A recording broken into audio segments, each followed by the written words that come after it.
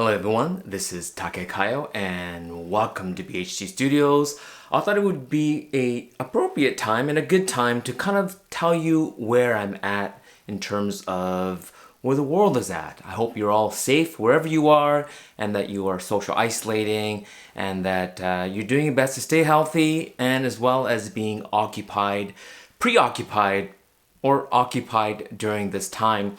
A lot of you know that, especially if you follow me on Instagram and Twitter, I've been posting a lot of my photos from Hong Kong because that's like the biggest photo project I had before this whole COVID-19 issue started. I was in Hong Kong during the Lunar New Year, where in China this was just sort of really starting to pick up, and that fear was real when I was there. So when I came back to Canada, I didn't mention this to too many people, but I did decide to self-isolate for 2 weeks. And so during that time, I think I pumped out 5 videos because I had a lot of time on my hand. I self-isolated here in my studio.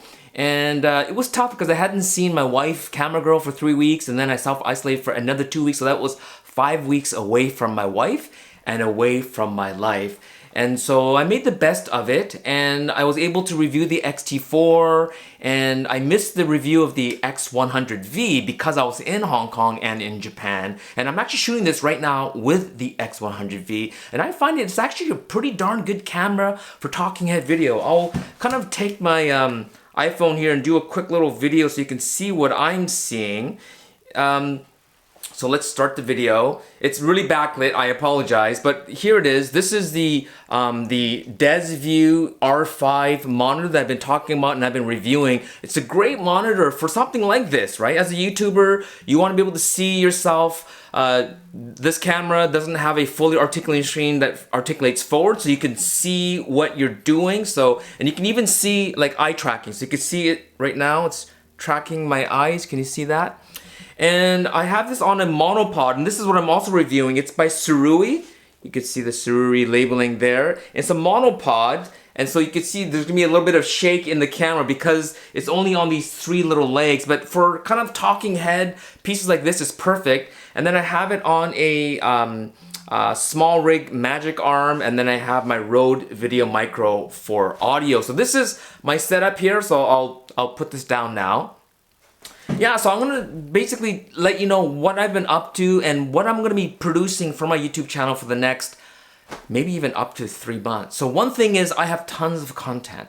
I have a habit of shooting a lot of video and then not really knowing what to do with it, so I sit on it. It's not dead, it's just dormant. It's sitting there waiting for something to be done. So I have enough content to create videos for probably about a year in terms of how much output I create, how much videos I create, for about a year without even creating new content. But that's not really great for gear because you kind of want the newer stuff, the latest, the greatest. But I do have kind of cool video concepts coming up, but I have old content as well. So just be rest assured, when I was in Hong Kong, I have stuff from there. So maybe I'll insert a little bit of what I was doing in Hong Kong the last time.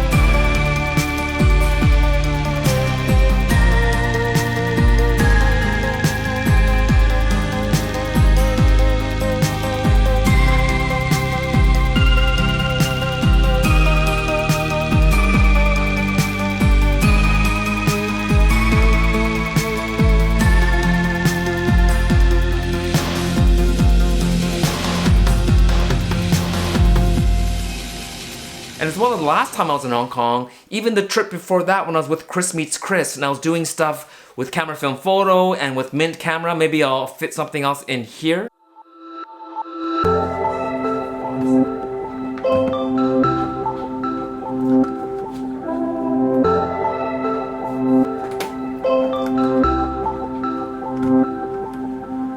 And now that I'm back in Vancouver, you guys know I did the X100V, I haven't done my shooting impressions, and this is kind of part of it, right? This is my talking head piece. So I have the X100V, which I'm shooting this video on. I also have, the GFX 50S with the 45 to 100 f4 constant, which this is a huge honking lens. And if you convert this to a 35mm equivalent, it's basically you're getting like a 35 to 80 f2.8. Now if you do the math, it's like 36 to 80 f3.2, but basically it's gonna act like a general focal range 35 to 80 f2.8 is kind of how you use it. But this is a huge honking lens. It's not your kind of everyday carry around for the average person, but for a medium format shooter, having this range is pretty darn good, especially in collaboration with the 32 to 64. If you have those two lenses, you basically have from a 24 up to a 80, right? That's basically what you have. So I have this to review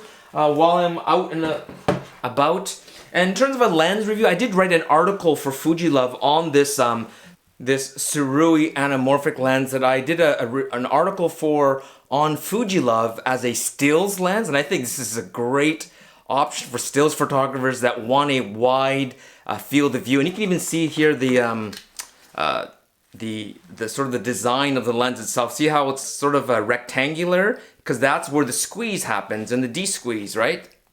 So I'm gonna be doing maybe more video testing with this, and because I'm not really a videographer, but I don't mind doing a video review, as well as if I can get a hold of other anamorphic lenses, I think that would be awesome. So I have this to sort of still create video content with, and also have a lot of accessories. You know that that I've been working with Peak Design, so thank you guys for sending me the stuff that I asked to review.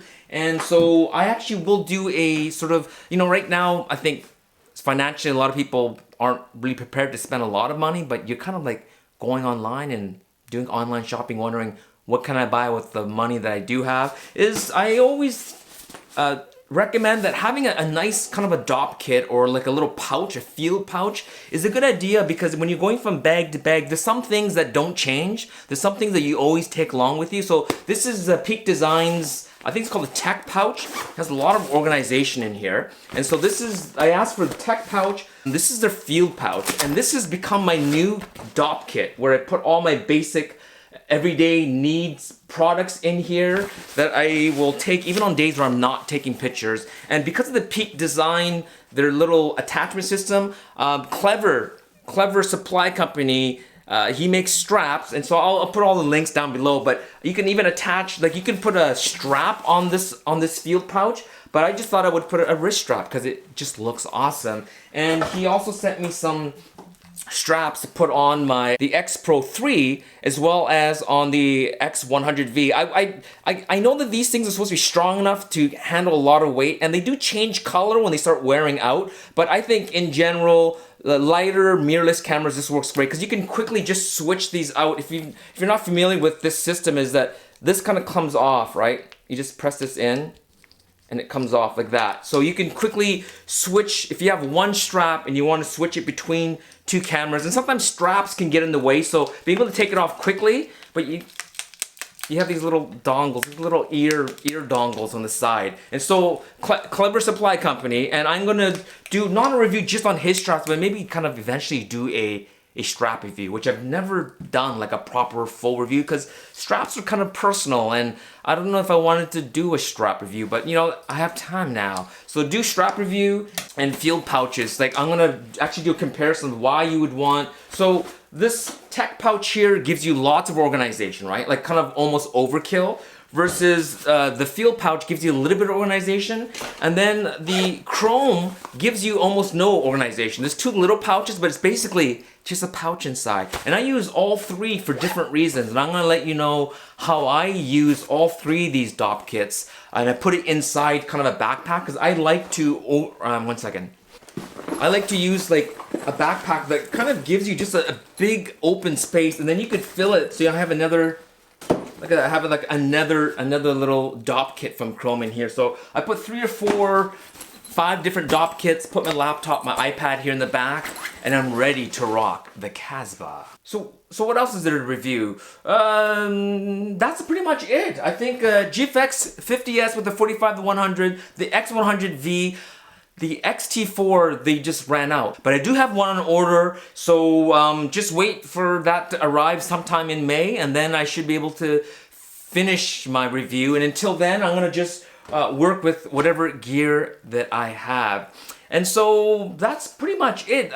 Any questions down below? Maybe other things that I've mentioned, I've started reviewing, and then you're like, Taki, what happened to that review? So ask that down below, as well as other things you think that I can perhaps help you with. Or actually, another thing is over here, I haven't talked about this much, but I have been using this K&F adapter, and for a few of my YouTube videos I've been using this sort of setup and using my older Minolta lenses. And one of my favorites is actually my 24 f2.8. I've been doing a lot of my talking head YouTube videos. If you look at the description, I think I've already done 3 or 4 of them with talking head. In the description, for those of you that read, you've figured that out, but it actually looks pretty beautiful. So I'm able to test not only my manual focus Minolta lenses, but as well as my autofocus Minolta lenses. And it does have the crop. This is not like a booster or anything that doesn't correct for the field of view. It does get that 1.5 inch crop, so my 24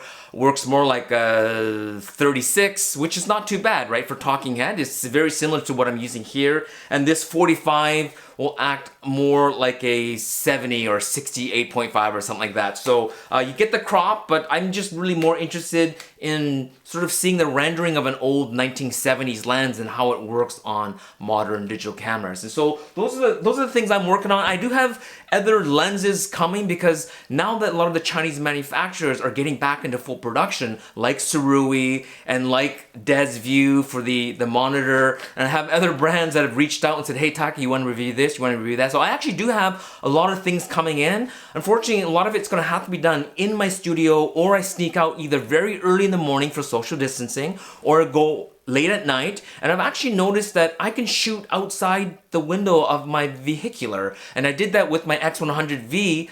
In the middle of it, sort of everything got shut down and people were asked to self-isolate. So some of the pictures I was actually shooting through the window, the front window, or just roll my window down and shoot out the side. And so maybe that's how I'm gonna shoot with this GFX 50S, is just sort of through the window, kind of creeper, sort of paparazzo style, right? Just kind of out the window like that. So I should be able to do that. But other than that, I think I'm done. So thanks so much for watching. Thanks for your support. There's different ways you can support me down below, but I'm gonna try my best to keep on producing content for myself on Instagram, on Twitter, on FujiLove, and here on YouTube for you guys. And we'll see you on the next one.